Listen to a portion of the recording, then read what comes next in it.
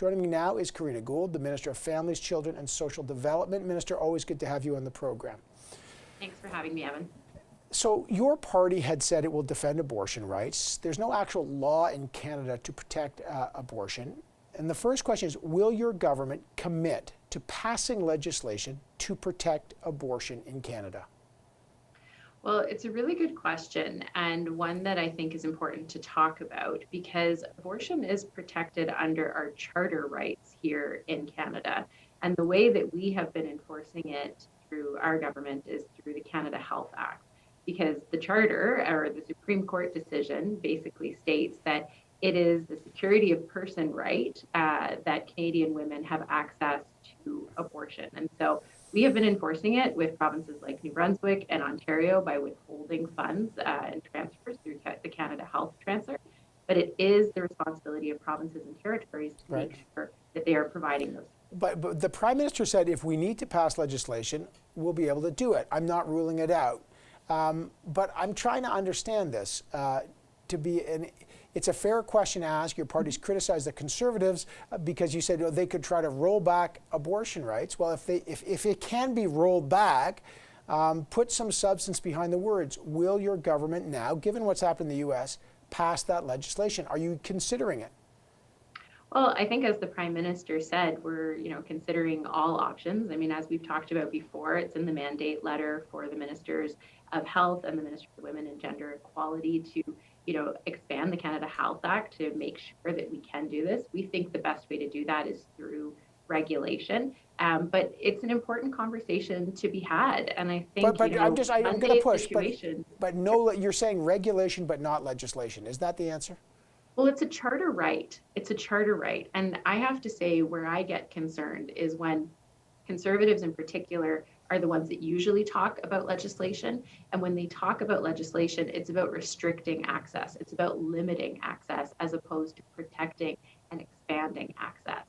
It's a charter right to have that access. And so what we have to do is continue to work with provinces and territories to make sure that they don't limit that access and that they do work to expand it. But respectfully, you haven't done a lot on it as a government in 7 years. Your government has made several promises to expand access, to add regulations under the Canada Health Act, as you just mentioned. They have not come to fruition.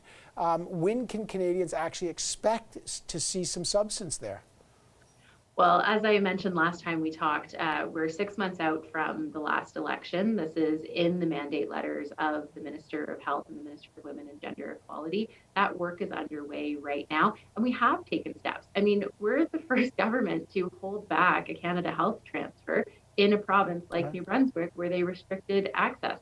That's a big step, and it's true that it was a tiny amount. There was the equivalent amount. I think it was under $200,000 withheld from New Brunswick over their refusal to fund private abortions at a private sexual health clinic. But clearly, it didn't matter that much. Will your government commit to making tougher penalties if those clearly aren't tough enough? Well, I think it was an important step, and it was an important signal to say that we're not just going to ignore this, we're actually going to take action. And we did it recently in Ontario as well. And so we're going to keep doing that. We need to have dialogue with provinces and territories, and we need to make sure that they understand also what their responsibilities are under the charter to provide these health services. Your government is criticizing Conservatives on this, but I want to look at your track record. According to Action Canada, there are 0 rural abortion providers in Alberta, in Manitoba, in New Brunswick, in Nunavut, in Prince Edward Island, in Saskatchewan, and in Yukon. So you've been 7 years in government. There's been no movement. Why should women trust that there's going to be movement now? Well, so the first thing that I think is really important is protecting the right. And that's something that our government has been very clear about. And I think as we saw on Monday in the United States, we can't take that for granted, because there are forces, not just in the United States, but in this country, who have now also been emboldened to limit access to those rights. So that's the first thing, and that's something that we've done over the last 7 years. I think this is also an important part of the conversation in terms of the changing nature of how these services and these medical procedures are done here in Canada. I think over the past years, there's been an increase in medical abortions as opposed to surgical abortions. And this is one way that we can work with provinces and territories who are the service providers, and the onus is also on them to provide these services, to work to expand that access right across the country, especially if you don't live near a major urban center. I want to get some clarification, Minister, if I can.